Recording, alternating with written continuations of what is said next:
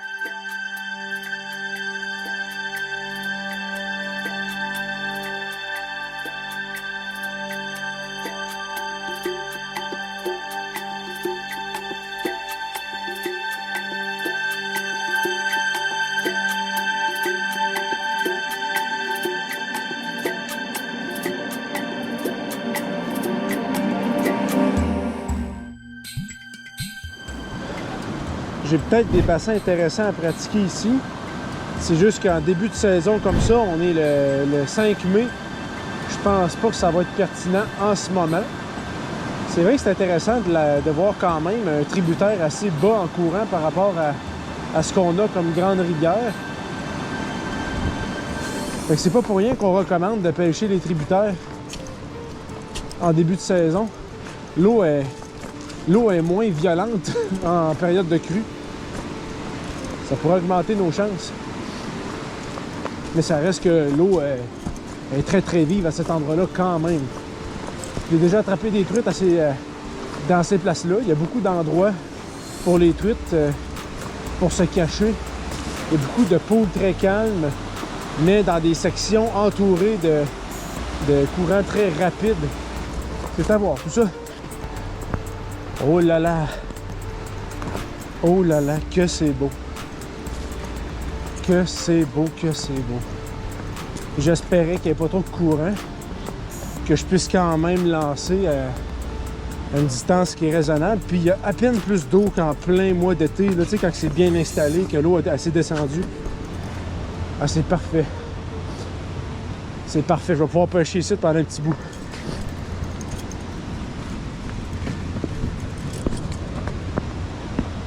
Ouais. C'est magnifique.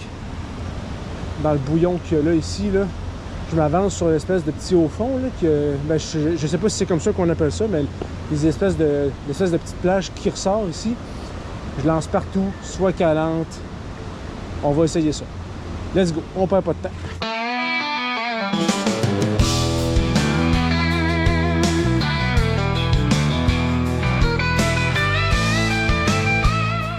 Salut! Fait que là, ce que je vais faire, je vais commencer directement avec une soie calante. Je vais aller essayer de moucher avec un streamer qui est plombé. Je vais essayer d'atteindre les colonnes d'eau qui sont beaucoup plus profondes. On va essayer d'aller taquiner la truite de cette façon-là. Après, à chaque 10 minutes, vu que mon temps est compté ce matin pour cet endroit-là, je vais changer soit de mouche, soit de technique. Fait que on part là-dessus maintenant. Ah, puis by the way, dans ce pool-là, si tu le regardes bien, là, dans ce pool-là, toi, t'aurais fait quoi? Ça aurait été quoi ta première technique de lancer? T'aurais-tu essayé de lancer léger? Vu qu'il fait quand même assez froid, est-ce que t'aurais essayé au vert, à ligne morte? Qu'est-ce que t'aurais fait? Dis-moi ça dans les commentaires. C'est parti!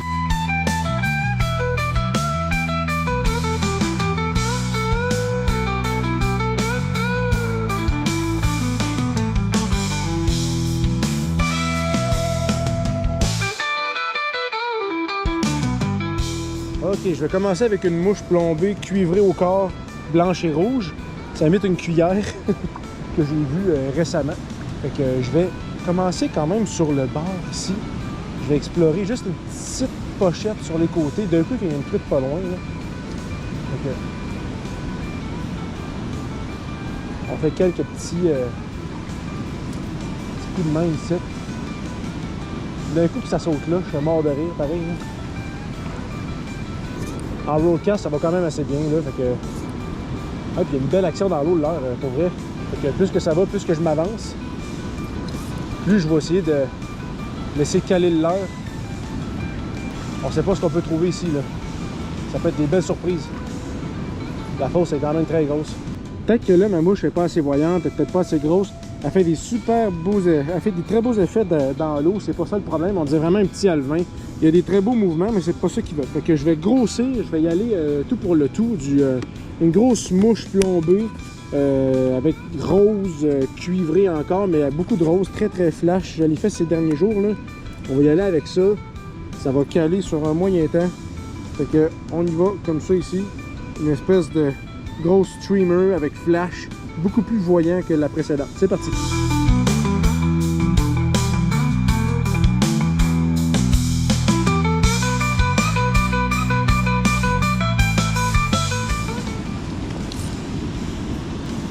Elle a une belle action dans l'eau. Elle est beaucoup plus voyante. Beaucoup plus voyante. Ça descend plus vite. On va encore explorer le même trajet. Je vais peut-être même essayer de lancer ça dans le petit bouillon que là, juste en parallèle au gros courant, puis je vais te la laisser descendre bien comme il faut dans le fond. Direct dans le bouillon. Hey, c'est bon, j'ai encore... Je pensais qu'il y avait un problème avec ma soie, mais non, c'est de la neige. L'eau gèle encore sur mes œillets. Fait que là, j'ai pas de résultat sur ma plus grosse mouche. Fait que je vais changer de technique immédiatement.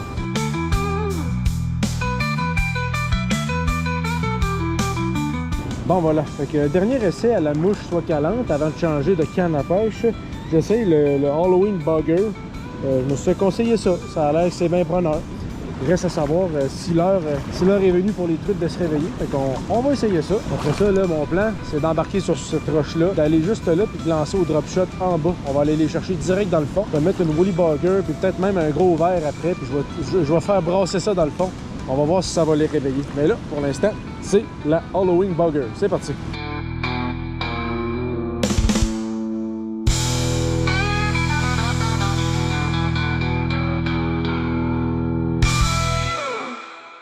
Bon, ben c'est ça.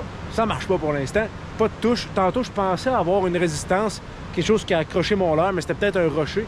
Fait que là, je vais considérer que la mouche, elle soit calante, en ce moment, c'est pas payant. Fait que ce que je vais faire, je sors tout de suite mon matériel de lancer léger. Je vais prendre un poids avec un gros verre avec un hameçon. Je vais commencer standard. Je vais lancer ça dans le fond du pool. Je vais agiter tranquillement, voir si j'ai des réactions. Après ça, je vais modifier avec soit Atomic Teaser, soit je vais remettre une mouche comme une Woolly Bugger à peut-être 1,5 pied du poids pour pouvoir l'animer. On m'a conseillé des fois ce genre de technique-là qui pourrait être peignant. Après ça, qu'est-ce que j'ai d'autre? J'ai des leurres souples, j'ai des petits ménés. On va pouvoir s'essayer en masse au drop shot, en profondeur, dans cette fosse-là. Encore une fois, c'est parti!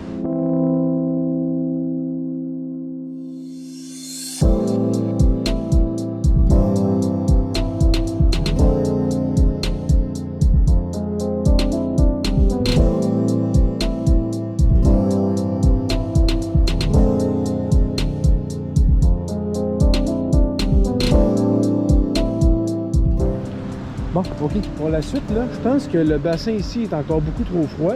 Peut-être que les poches, les pockets en descendant dans la rivière, tu sais, s'il y a moins épais d'eau, peut-être que le soleil, quand il perce, ça se réchauffe plus vite. Peut-être qu'il y a des truites à ce niveau-là. Parce que le bassin ici, peut-être qu'il est encore glacial. Il y a encore un peu de neige sur le coin ici. Donc, ce que je vais faire, je vais miser sur les autres endroits avant de retourner à la voiture pour changer de spot. Fait que je rempacte tout ça.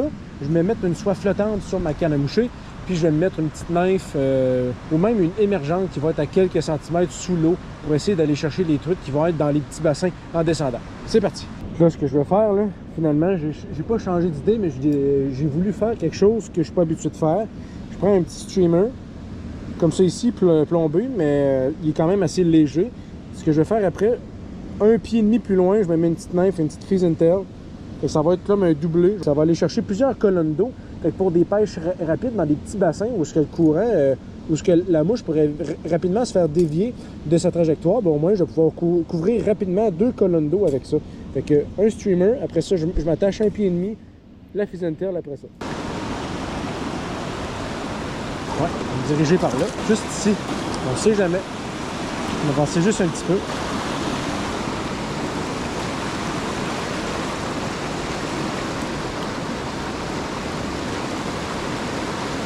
Le courant est quand même très fort. C'est assez difficile de gager, là. Beaucoup d'obstacles en arrière de moi.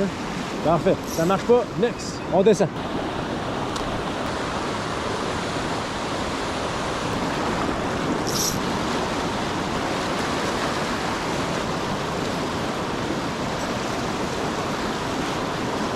OK.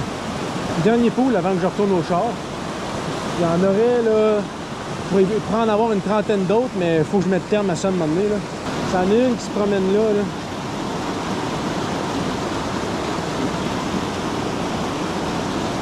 Parfait. Let's go.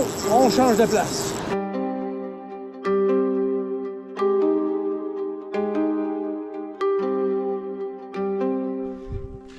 Bon, fait que sur ça, c'était quand même un bon début de journée. Il a fait fret en Simonac au début, c'est pour ça que j'étais habillé comme triplement. Fait que ce que je fais, je rempaque tout, je m'en vais vers Québec, puis après ça, on va aller rejoindre quelqu'un que vous connaissez de plus en plus sur la chaîne, qui a sa propre chaîne YouTube, le traditionnel et notre national Paul Massé de la chaîne YouTube River Hunter Québec. Fait que sur ça, je parte les affaires, je pars le char, ah ouais par là.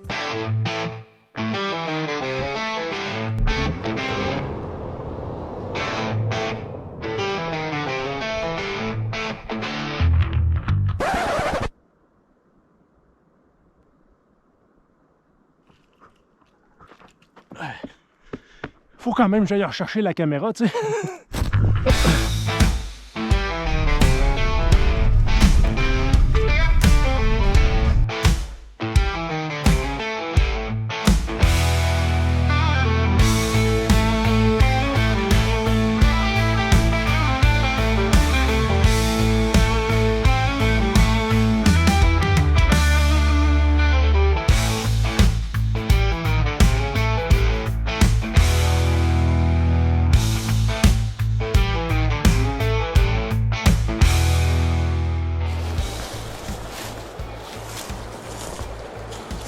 Hey boy, c'est beau ça?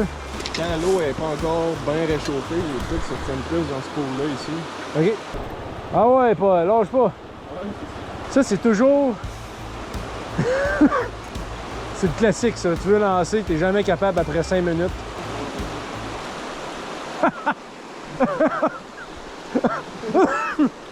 Ça n'a pas de bon sens. Ouais, c'est ça. OK. Fait que là, mon but, c'est de lancer un streamer comme ça. Direct là-dedans. On va commencer de même, là.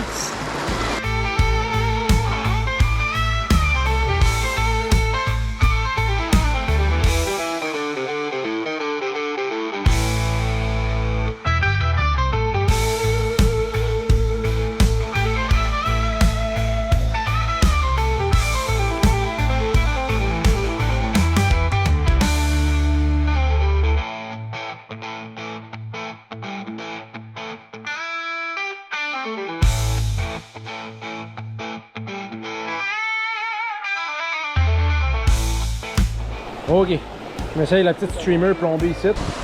Jab fishing podcast. OK, deux autres coups, puis Hawaiian nymph.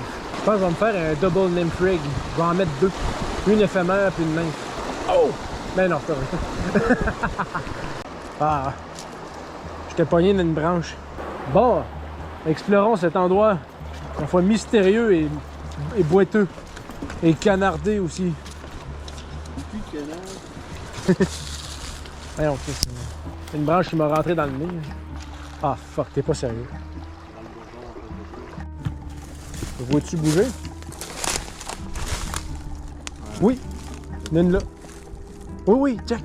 La plus belle fosse là-dedans. Oui, on s'essaye à la nymphe. Mais là, comment qu'on fait? On arrive au tronc d'arbre là, puis on lance dans leur face. On a comme pas le choix. Ouais. Fait que si on va là, on va se faire voir. Mais si on va derrière, on n'a pas vraiment d'espace. C'est tout le monde. Ouais. Tu sais, je pourrais genre être ici, là. Tu sais qu'il y a des arbres. Ouais, quand les feuilles sortent. C'est juste On peut plus, là. Après ça, c'est fini. On pourrait arriver puis défricher avec un cutter. C'est le fun du monde qui ont des initiatives. Si je suis pas prêt, je suis pas à veille d'en poigner une. Oh, ça n'a pas de bon sens. Ok. Et... On attend. Je la laisse descendre en dessous de la roche d'un coup qu'il y a une truite de poignée là. Bon, ça c'est les derniers lancés. Je vais lancer un petit bonbon direct là-dedans. Tom, il en a échappé une. Ben, il y en a.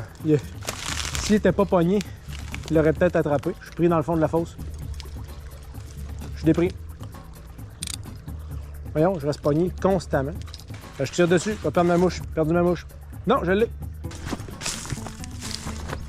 Elle est en dessous de la branche, je sais que je voyais. Si, encore perdu ma mouche. Hey, c'est... Pour vrai, on a perdu au moins 7 mouches. Ok, je suis pas pris.